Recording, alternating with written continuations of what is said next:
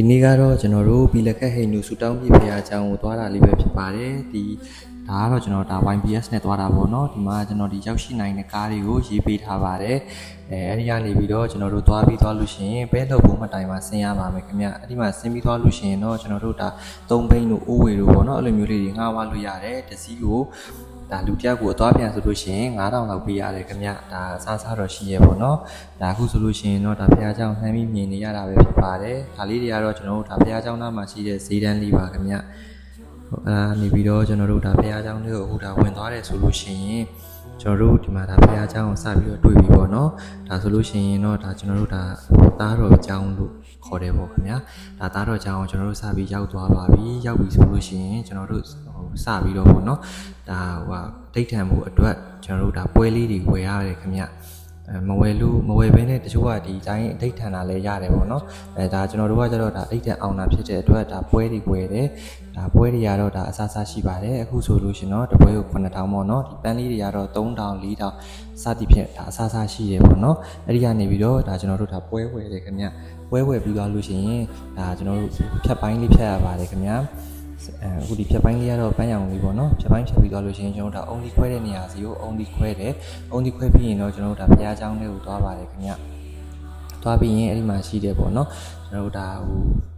ဘုရားမှာရှိရဲ့ဒီပေါ့သူတို့ဖုံးရင်းတွေကပေါ့နော်ဒါကျွန်တော်တို့ကိုဒါဆူတောင်းလုပ်ပေးတယ်ဆူတောင်းပေးပြီးသွားလို့ရှိရင်ကျွန်တော်တို့ဒီပွဲလေးကိုကင်ပြီးတော့ဘုရားတစ်ဖက်ကိုပတ်တယ်ပေါ့နော်ပတ်ပြီးရင်ကျွန်တော်တို့အဲ့ဒီမှာဒ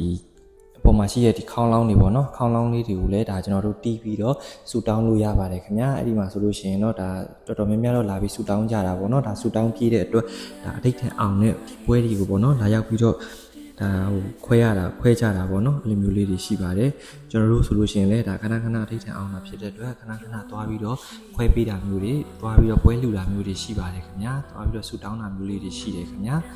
ဒါကကြတော့ကျွန်တော်တို့ဒါမေတော်ကျောင်းကိုသွားမယ်ဆိုလို့ရှိရင်တော့ပုံမှန်ဆိုလို့ရှိရင်တော့ကျွန်တော်တို့ကဒီနေရာကိုသွားတဲ့နေရာမှာ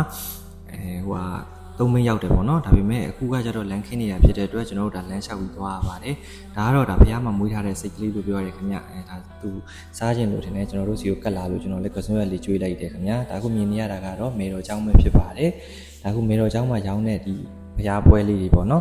်ဒါပွဲလေးတွေကလည်းဒီအရှိကျောင်းကအတိုင်းပဲဈေးလေးတွေကဒါ6000 9000ပေါ့နော်9000ကနေဆဆရှိရအခုကတော့ဒါနွားနို့ပေါ့နော်ဒါမေတော်ကိုရေချိုးတယ်ဆိုလို့ရှိရင်ဒါစက်ကတ်လှူဒန်းလို့ရပါတယ်ကျွန်တော်ကတော့ဒါနွားနို့လှူလိုက်တယ်ပေါ့နော